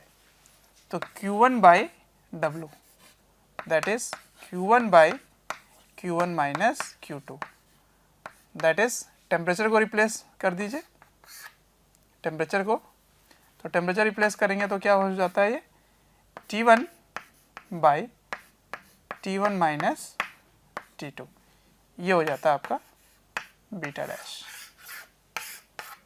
ठीक है। ये परफॉर्मेंस किसकी है? हीट पंप की। तो अगर हीट पंप के बारे में पूछा जाए तो Q1 से आप डिसाइड करेंगे, दैट इज T1 टेम्परेचर आ जाएगा। तो ये हीट को टेम्परेचर से कैसे रिप्लेस किया जा रहा है? By Carnot theorem. Carnot theorem में हमने यही प्रूव किया था कि Q2 can be replace by T2 and Q1 can be replace by T1, because Q is directly proportional to T आता है वहाँ पर। Okay, so this is the main theory, the main idea of heat pump, of refrigerator and of heat engine, ठीक है। तो heat engine किस पे based है? केल्विन प्लैंक स्टेटमेंट पे बेस्ड है। और रेफ्रिजरेटर किस पे बेस्ड है? It is based on Clausius statement, and also this heat pump is based on Clausius statement, ठीक है। ये भी क्लॉसियस स्टेटमेंट पे ही है, क्योंकि इसी का ही बात हो रहा है, ठीक है। चलिए, तो ये था अपना थ्योरी, बेसिक थ्योरी। अब मैं इसी दो टॉपिक पर मैं क्वेश्चंस भी आपको प्रैक्टिस करवा देता हूँ, कैसे क्वेश्चन आप बनते हैं, जो कि बहुत इंपॉर्टेंट है और बहुत ही सिंपल है, ठीक है। तो बस ध्यान क्या रखना है कि जो आप सोर्स और सिंक लेते हैं उसका टेम्परेचर केल्विन में ही होना चाहिए, क्योंकि इसकी जो रेशियो है वो डिग्री सेल्सियस और केल्विन में सेम रेशियो नहीं आते। तो काफ़ी कॉमन सा मिस्टेक है जो बच्चे परफॉर्म कर देते हैं जल्दी क्वेश्चन सॉल्व करने में, कि डिग्री सेल्सियस को केल्विन में कन्वर्ट करना भूल जाते हैं, फिर रेशियो कुछ और आता है और ऑप्शन में भी वो रेशियो रहता है, ठीक है जी। चलिए, इसको कॉपी कर लीजिए जल्दी से, अब क्वेश्चंस प्रैक्टिस करते हैं। ओके, तो आइए फर्स्ट क्वेश्चन देखते हैं। फर्स्ट क्वेश्चन है हीट पंप पे बेस्ड। ओके, हीट पंप पे बेस्ड फर्स्ट क्वेश्चन है। तो क्वेश्चन में लिखा हुआ है कि अगर एफिशिएंसी हीट इंजन की 1/6 है। ओके, 1/6 गिवन है। अब क्या करते हैं कि now if the sink temperature is lowered by 62 degree Celsius, अगर सिंक का टेम्परेचर 62 डिग्री सेल्सियस से लो कर दिया जाए, then we find that efficiency gets doubled. efficiency gets doubled. So find what is the value of T1 and T2. Okay, T1 T2 समझ रहे हो, source का टेम्परेचर क्या है और सिंक का टेम्परेचर क्या है ये बताना है आपको। ओके, तो T1 T2 मतलब सोर्स का temperature, source temperature and sink temperature, ये आपको बताना है। ठीक है, चलिए अब कैसे ट्राई करें इसको, ट्राई करना चाहोगे? ट्राई करो, फिर इसको मैं सॉल्व कर देता हूँ यहाँ पर। चलिए मैं करता हूँ। देखिए क्या गिवन है, एफिशिएंसी इज 1 माइनस T2/T1, यही होता है T2/T1, और ये किस में होता है, केल्विन में होता है ना, this is in kelvin. Kelvin, अब इसकी वैल्यू क्या गिवन है, 1/6, this is given to be 1/6, 1 minus T2/T1। ठीक है, ये मैं फर्स्ट इक्वेशन बना लेता हूँ। अब क्वेश्चन में गिवन है कि अगर आप सिंक के टेम्परेचर दैट इज T2 को 62 डिग्री कम कर दें तो एफिशिएंसी डबल हो जाती है। तो मैं यहाँ सॉल्व कर लेता हूँ इधर कि efficiency eta dash is 1 minus T2 को 62 डिग्री कम कर दिया मैंने, 62 डिग्री कम कर दिया, डिवाइडेड बाय T1। अब देखो जैसे मैं ये इक्वेशन लिखा हूँ, यहाँ पे बच्चों से मिस्टेक होता है क्या कि 62 डिग्री लोअर किया जा रहा है, ये मैंने केल्विन में लिया है और मैंने 62 डायरेक्ट माइनस कर दिया यहाँ पर। इसको केल्विन में क्यों नहीं मैंने किया कन्वर्ट, क्योंकि देखो लोअर करे या राइज करे या फॉल करे डिफरेंस उतना ही रहता है ना, इसीलिए 62 ही रहेगा। ओके, इसको आप केल्विन में कन्वर्ट आपको करने की जरूरत नहीं है। अगर आप केल्विन में कन्वर्ट करके सब्ट्रैक्ट किए तो गलत आंसर आ जाएगा, क्योंकि डिफरेंस की बात हो रही है, तो डिफरेंस उतना ही रहेगा केल्विन में या डिग्री सेल्सियस में। ठीक है, तो ये गिवन है कि ये डबल हो जाता है, तो 1/6 का डबल क्या होगा, 1/3 हो जाता है। ये हो गया 1/3 इक्वल्स टू, अब इस ब्रैकेट को खोलिए तो 1 माइनस, और इसको डिवाइड कर दीजिए दोनों से, T2/T1, और ये माइनस और ये माइनस प्लस हो गया, प्लस 62/T1, 62/T1। ठीक है, अब बताओ T2/T1 की वैल्यू क्या है, T2/T1 की वैल्यू तो पता है हमें, ये वाली वैल्यू है, तो this is our second equation.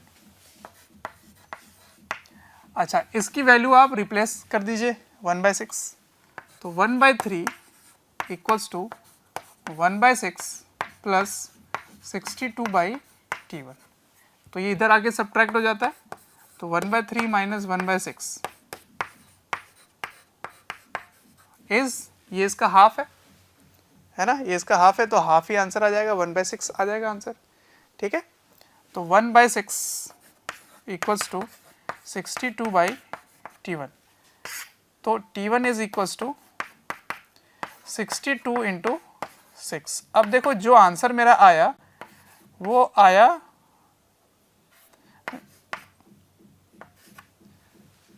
ये आया। अब इसकी यूनिट क्या होगी, अब यहाँ पे मिस्टेक होता है या फिर वहाँ पे मिस्टेक होता है, कहीं एक मिस्टेक हो जाता है बच्चों से।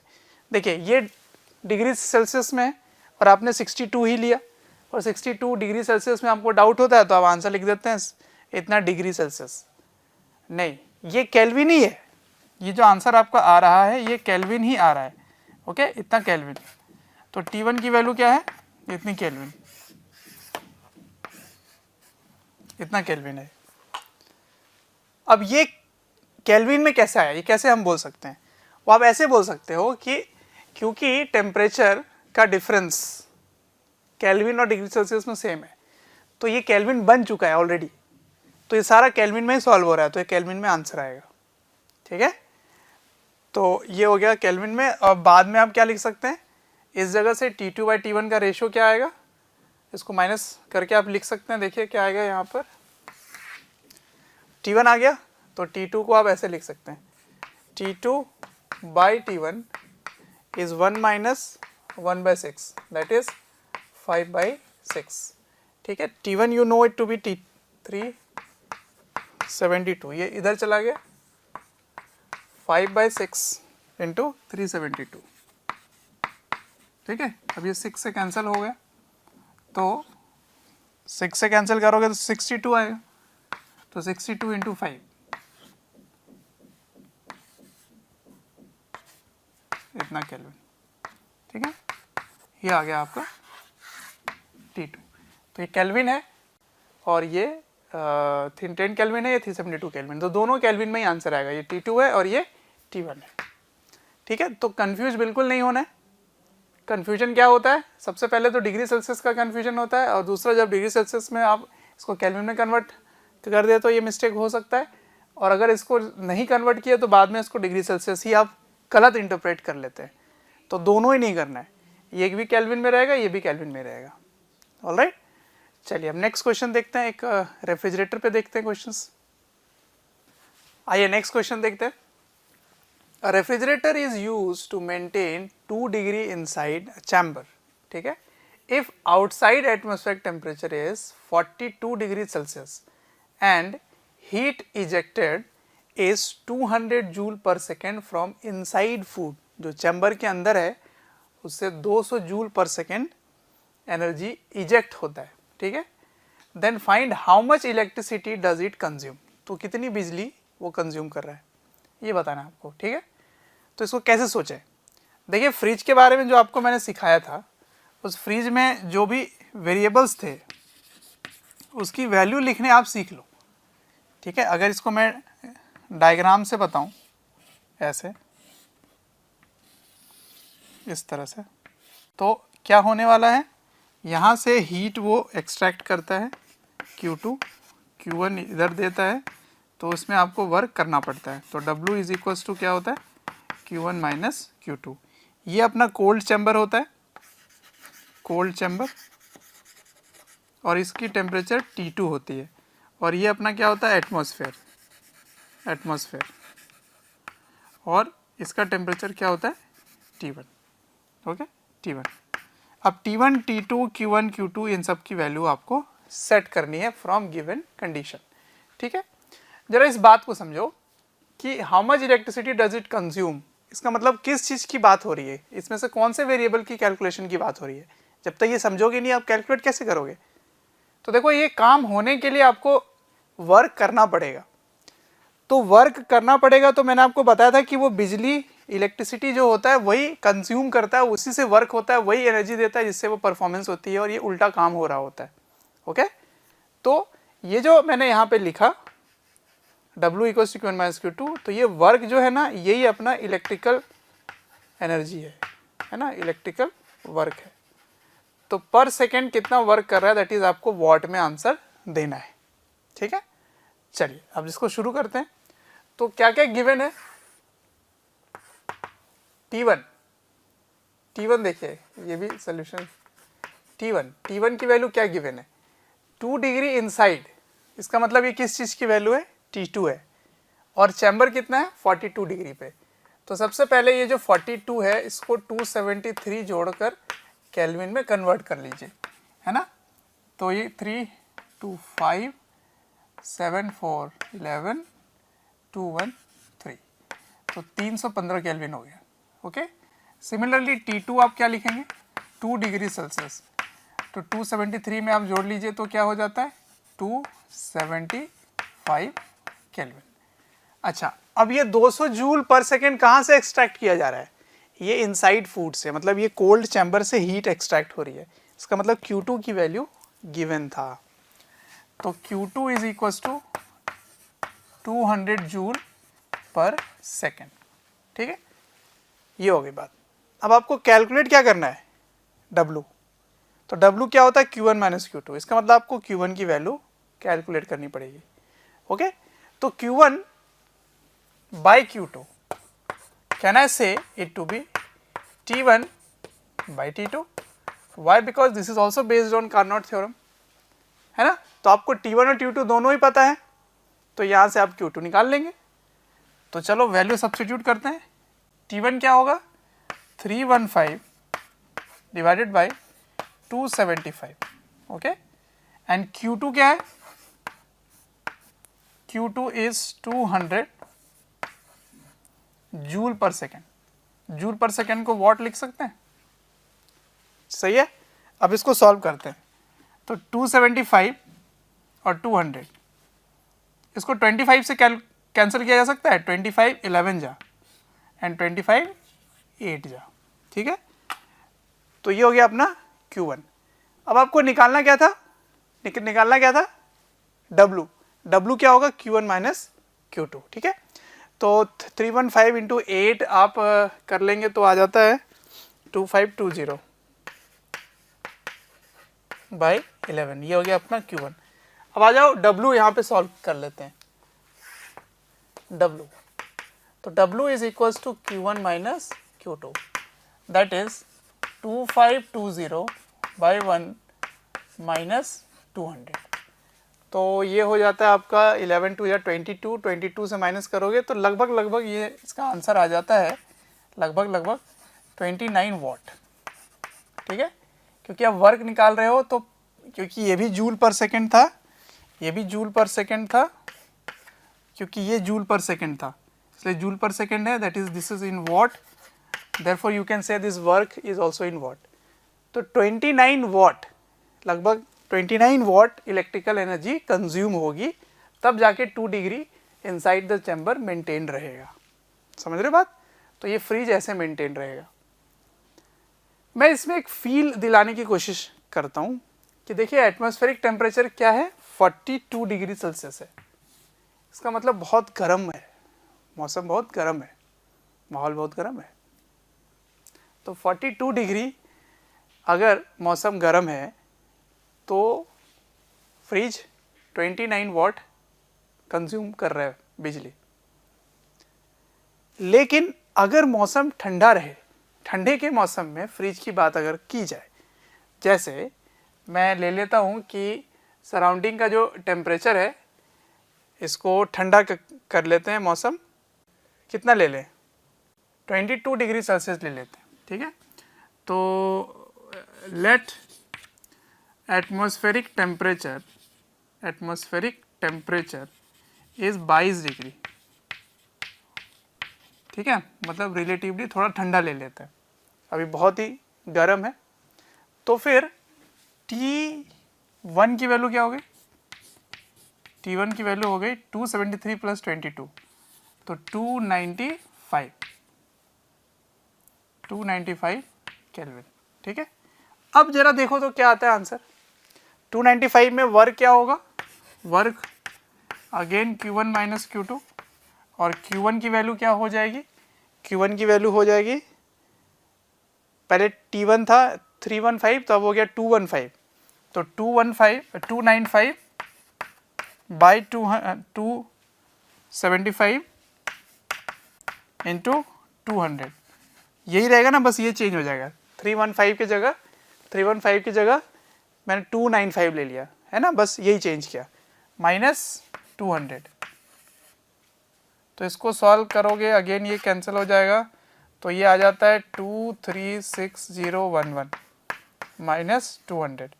तो इसको सॉल्व करने पे लगभग आ जाता है 14.5 वॉट, इतना आ जाता है। तो देखो अगर बाहर का मौसम ठंडा रहे, यानी कि एटमॉस्फेरिक टेम्परेचर अगर कम रहेगा, तो इलेक्ट्रिकल एनर्जी भी कम कंज्यूम होगी, है ना, कम ही कंज्यूम होगी। तो इसीलिए बिजली बिल रेफ्रिजरेटर का ठंडे के मौसम में और भी कम आता है, क्योंकि 10 डिग्री अगर टेम्परेचर है, 12-13 डिग्री है, तो रूम का टेम्परेचर लगभग इतना ही होता है, 18-20 डिग्री ही होता है, ऑल्दो बाहर ठंडा और ज़्यादा रहता होगा, तो और इलेक्ट्रिकल एनर्जी कम कंज्यूम होगी, ठीक है। तो ये समझ आता है कि जो इलेक्ट्रिकल एनर्जी है वो इस पर डिपेंड करता है कि एटमॉस्फेरिक टेम्परेचर कितना है, ठीक है। तो कभी भी आपको इलेक्ट्रिकल एनर्जी पूछा जाए, वॉट पे पूछा जाए, अब अगर कॉस्ट पूछने आगे कि how much cost is how much electrical energy does it consume, तो हो गया। अब अगर कॉस्ट बिल में कितना आएगा, तो ये वॉट है, इसको किलोवाट में कन्वर्ट कर लेना और फिर किलोवाट आवर में लाके यूनिट में, यूनिट के बाद पैसे में कन्वर्ट कर लेना, ठीक है, अगर इसके बाद आगे ले जाया जाए तो, ठीक है। तो ये हो गया अपना रेफ्रिजरेटर पे। कुछ क्वेश्चन और करते हैं इस पर, ठीक है। चलिए नेक्स्ट क्वेश्चन देखते हैं। A Carnot engine with a perfect gas acting as a working substance is operated backward. अब इतनी बड़ी बात जो लिखी है इसका मतलब हो गया कि एक रेफ्रिजरेटर है, ठीक है, एक रेफ्रिजरेटर की बात हो रही है। And is employed to freeze water at 0 degree Celsius, ठीक है। The engine is driven by a 200 watt electric motor.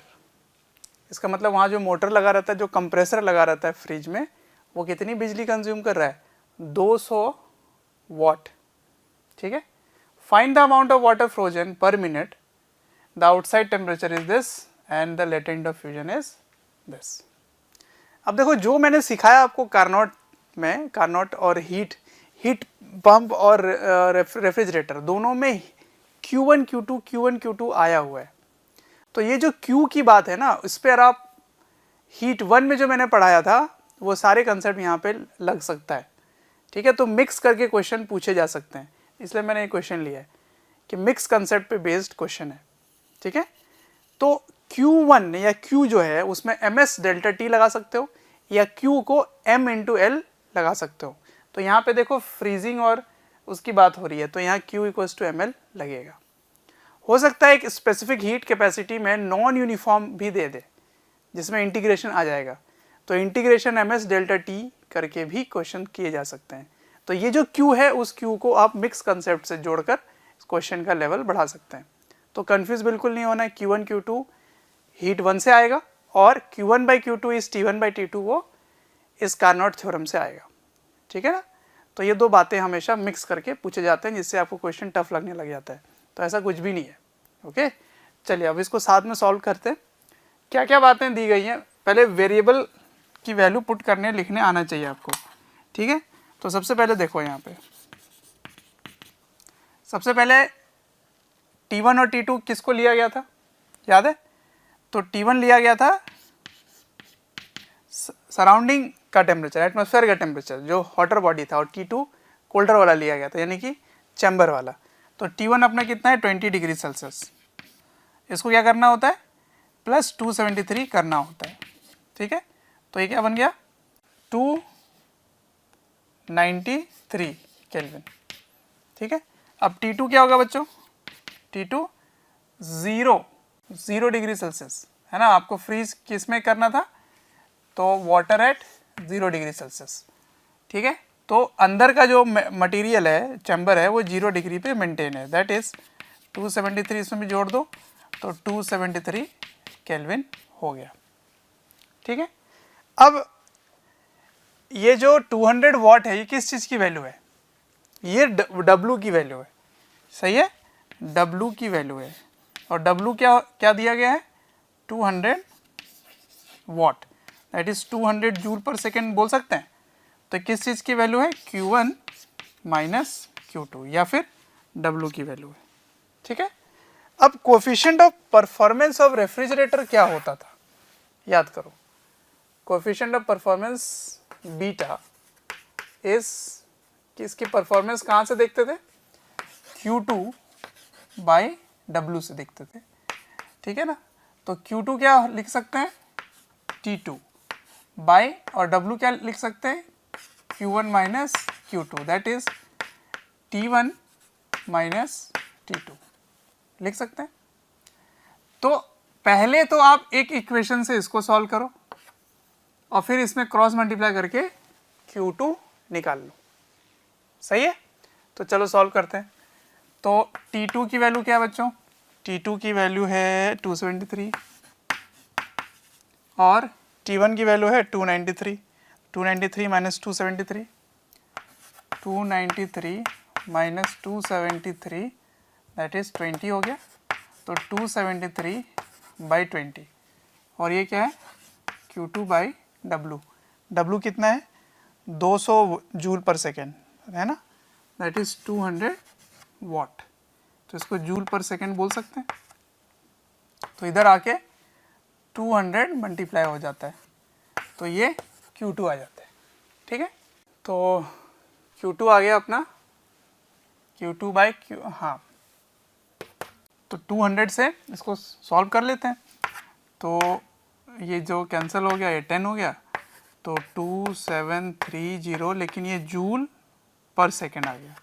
Okay, तो Q2 is the heat extracted from the chamber. अगर आपको याद हो, ऐसे अभी मैंने आपको बताया है, ऐसे ये Q2 है, तो यहाँ से जो हीट एक्सट्रैक्ट हो रहा है इसकी वैल्यू आपको मिल गई है ना, Q2 that is 2730 joule per second. But आपको जो लेटेंट हीट फ्यूजन है वो कैलोरी पर ग्राम में है, तो इसको कैलोरी में कन्वर्ट कर लेते हैं। ठीक है, ठीक है, तो कैलोरी और जूल में एक कन्वर्जन होना चाहिए। तो कैसे करें, याद है मैंने क्या बताया था आपको, 1 calorie is equals to 4.2 joule होता है। ओके, तो ये जूल पर सेकेंड में आंसर आया था, और ये अपना जो दिया गया वो कैलोरी में दिया गया है ना, तो इसको कन्वर्ट करने की जरूरत पड़ेगी। तो इसको कन्वर्ट कर लेते हैं, तो 1 calorie is 4.2 joule, it means इसको आप मुझे डिवाइड करना पड़ेगा 4.2 से, तो ये आ जाता है 650 कैलोरी पर सेकेंड। ठीक है, ये 650 कैलोरीज पर सेकेंड आ गया Q2। बट आपको आंसर पर मिनट में बताना है, तो पर सेकेंड का मतलब क्या है, डिवाइड बाय सेकेंड। अब इसको मिनट में कन्वर्ट करोगे तो फिर इसको भी डिवाइड करना पड़ेगा, जो कि ऊपर आ जाएगा, तो ये हो जाता है 650 इंटू 60 इंटू 60, 650 इंटू 60, तो ये क्या बन जाएगा, कैलोरी पर मिनट। तो इसको मल्टीप्लाई करोगे तो ये आ जाता है 39 इंटू 10⁻³ कैलोरीज पर मिनट। अब देखो आपके पास क्या आ चुका है, Q2। अब ये Q2 क्या करेगा, इसको एक्सट्रैक्ट करेगा, है ना। यहाँ पे मैंने एक ये कार्नोट वाला बना रखा है, इस जगह से ये एक्सट्रैक्ट करेगा हीट को, है ना, और इसको फ्रीज करने की कोशिश करेगा। तो ये जो Q2 है वो Q2 हीट यहाँ से एक्सट्रैक्ट होगी, जो कि उसको फ्रीज करने में हेल्प करेगा। अब ये जो Q2 है, यहाँ पर आप हीट 1 का कंसेप्ट लगा सकते हो, तो ये क्या बन जाएगा, M इंटू LF। ठीक है, M इंटू LF। अब Q2 की वैल्यू क्या है, 39 इंटू 10⁻³ कैलोरी पर मिनट। मास आपको निकालना है, और ये क्या है, ये है 80 कैलोरीज पर ग्राम, 80 कैलोरीज पर ग्राम। तो देखिए यहाँ से कैलोरी कैलोरी कैंसिल हो जाएगा, और ये इधर आके क्या बन जाता है, ये बन जाता है ग्राम पर मिनट। तो 39 into 10⁻³ 39 into 10⁻³ divided by 80, that is the gram पर मिनट विच इज मेल्टिंग। ये M है, M इन पर मिनट है ना, M पर मिनट। ये एक्चुअली में पर सेकेंड ही चल रहा है, क्योंकि यहाँ पर भी यूनिट जो है वो पर यूनिट टाइम है, तो यहाँ भी पर यूनिट टाइम ही चल रहा होगा। ठीक है ना, आप समझ रहे होंगे क्या बोलना चाह रहा हूँ। हीट 1 में ऐसे टाइप के क्वेश्चन मैंने करा रखे थे, तो इसको आप सॉल्व करोगे तो M जो आ रहा है वो निकल के आता है 487.5 ग्राम पर मिनट। ठीक है, तो इतना मास पर मिनट, ये भी पर मिनट में ही था, इतना फ्रीज हो जाता है। Got it. तो ऐसे करते हैं ये सब क्वेश्चन। तो यहाँ से मैं क्या सिखाने की कोशिश कर रहा हूँ कि कभी भी कार्नोट पे बेस्ड अगर हीट निकाल कर दूसरे कंसेप्ट को मिक्स कर दे, तो आपको हीट 1 पे जो हीट था that is MS delta T और ML, वो बस लगाना होगा, और एक्स्ट्रा चीज़ें जो आप करोगे वो यहाँ पे यूज़ करोगे कि Q और T डायरेक्टली प्रोपोर्शनल होगा। तो कार्नोट थ्योरम या कार्नोट इंजन के कंसेप्ट से टेम्परेचर और हीट को रिलेट करोगे। ठीक है, और उसके बाद अगर हीट 1 के कंसेप्ट आ जाएँ, कैलोरीमेट्री के कंसेप्ट आ जाएँ, तो ML लगा दोगे या MS डेल्टा T, जैसा वो गिवन कंडीशन होगा। ठीक है, तो मिक्स कंसेप्ट पे क्वेश्चंस आते हैं। ठीक है, तो वो क्वेश्चन आपको टफ लगने लगता है, बट ऐसा बिल्कुल भी नहीं है, आसान होता है। आसान इसलिए क्योंकि आपको कंसेप्ट मिक्स करने आने चाहिए।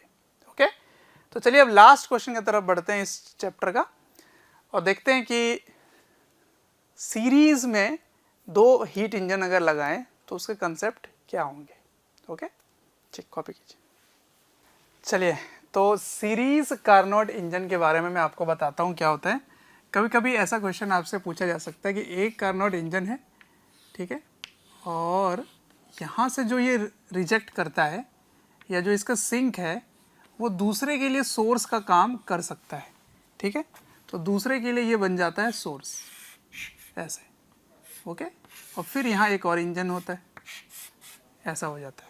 तो ये कहलाता है सीरीज कॉम्बिनेशन। तो सीरीज में क्या हो रहा है, इस जगह से इसने हीट एक्सट्रैक्ट किया, यहाँ पे इसने रिजेक्ट किया, बट उसके लिए ये फिर बन जाता है, ये सोर्स बन जाता है। जो इसके लिए सिंक है वो इसके लिए सोर्स बन जाता है। ये इसके लिए सिंक और ये इसके लिए सोर्स, ठीक है। तो अगर ये T1 है और ये T2, तो फिर T2 इसके लिए बन जाएगा T1, और इधर के लिए ये जो सिंक है वो हीट रिजेक्ट होगी Q2 डैश, और ये Q1 डैश हो जाएगा, ठीक है। अब समझो इस पर क्वेश्चन किस तरह बना गया है। 2 Carnot engines A and B, ठीक है। अब इस पूरे सिस्टम का नाम हो गया है A और इस पूरे सिस्टम का नाम हो चुका है B, ठीक है। Are operated in series parallel हमारे सिलेबस में नहीं है, इनफैक्ट सीरीज भी नहीं है, पर थोड़ा कंसेप्ट आप समझ लो, कोई दिक्कत नहीं है। इसके क्वेश्चंस आए हुए थे कॉम्पिटिशन एग्जाम्स में, इसलिए बता रहा हूँ। The first one A receives heat at 800 kelvin. इसका मतलब इस जगह का टेम्परेचर क्या है, 800 kelvin, okay, and rejects to a reservoir at temperature T। तो इस जगह का टेम्परेचर क्या दिया गया है, T, ये अपना T है, okay. The second engine B receives heat rejected by the first engine. तो अब ये हीट रिसीव कर रहा है यहाँ से, and in turn reject to a reservoir at 300 kelvin. तो ये कितना है, 300 केल्विन, अपना सिंक ये हो गया, ठीक है। अब क्वेश्चन सुनो क्या है, कैलकुलेट द टेम्परेचर T की वैल्यू बताओ अगर दो इंफॉर्मेशन गिवन है, दो सिचुएशन गिवन है। If work outputs of the 2 engines are equal, अगर दोनों का वर्क सेम है तो वर्क आपको पता है क्या होता है, वर्क यहाँ पे क्या होता है, W1 is Q1 minus Q2, और इसके लिए वर्क क्या होगा, W2 is Q1 dash minus Q2 dash, यही होगा। और कार्नोट थ्योरम से हमें पता होता है कि ये टेम्परेचर की प्रोपोर्शनल होता है। तो पहला क्वेश्चन पे आते हैं, आ जाओ। फर्स्ट क्वेश्चन, वर्क दोनों का सेम गिवन है ना। If output works of the 2 engines are equal, तो आप कह सकते हो कि इसमें प्रोपोर्शनल, इसका जो Q1 माइनस Q2 है वो इसके Q1 dash minus Q2 dash के इक्वल है। तो this you can also say that it is proportional to the temperature. तो टेम्परेचर क्या है, 800 है ना। इसको आप क्या लिख सकते हो, T1 minus T equals to T minus T2 dash, ठीक है। अब T1 की वैल्यू क्या है, 800 माइनस T, ये T रह गया, और T2 कितना है, 300 है ना। तो यहाँ सॉल्व करो तो क्या आ जाएगा, 1100 इक्वल्स टू 2T, तो T इक्वल्स टू 550 केल्विन। ये आ गया फर्स्ट पार्ट। अब सेकंड में क्या लिखा है, अगर इनकी एफिशिएंसी दोनों की सेम है तो बताओ T क्या है। तो सेकंड पार्ट पे आते हैं, efficiency 1 is equals to efficiency 2। तो 1 की एफिशिएंसी क्या होगी, 1 माइनस T2 बाई T1, और इसकी क्या होगी, 1 माइनस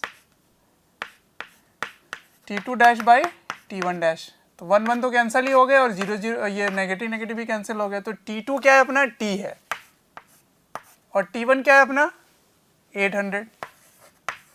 T1 क्या है, 800 इक्वल्स टू T2 क्या है अपना, T2 इसके लिए T2 डैश इज 300, इसके लिए T2 dash is 300 by T1 dash.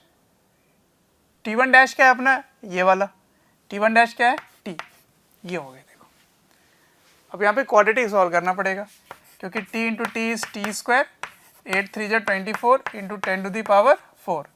तो T equals to root under 24 into 10⁴, that is, इसको अगर सॉल्व करो तो 10⁻² हो गया, और ये 25 से थोड़ा छोटा है, यानी कि 5 से थोड़ा छोटा होगा, तो 4.9 ही ले लेते हैं, तो ये आ जाता है 490 केल्विन।